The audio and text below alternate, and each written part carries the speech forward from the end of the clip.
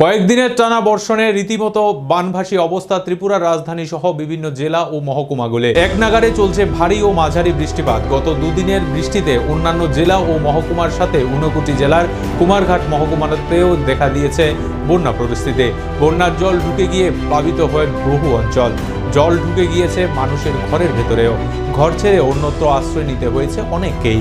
মহকুমার ফটিকছড়ায় ইন্দিরা কলোনি, তারাপুর, নামারাজনগর, সোনাইমুড়ি, কাঞ্চনবাড়ি, তরুণীনগর সহ আরও অনেক এলাকা বর্তমানে বন্যার কবলে। মঙ্গলবার রাতে বন্যার জল ঢুকতে শুরু করে কুমারঘাট শহরের Bhagat Singh Chowmuhani, Darchoi road, Pabiachhara school road সংলগ্ন এলাকায়ও কোথায় কোথায় জলের তলায় রয়েছে যাতায়াতের মূল সড়কটি পর্যন্ত।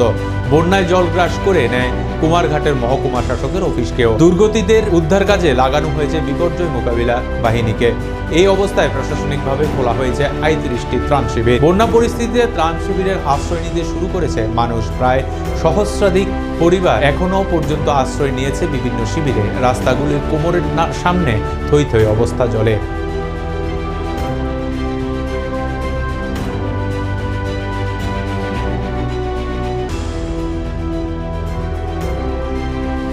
নামারাজনগর প্রচণ্ড পরিমাণে জল ঘরের মধ্যে ঢুকে গেছে, থাকার মতো অবস্থা নাই। সেই কারণে আমরা কোনো জায়গায় ব্যবস্থা নিতে লাগতেছে।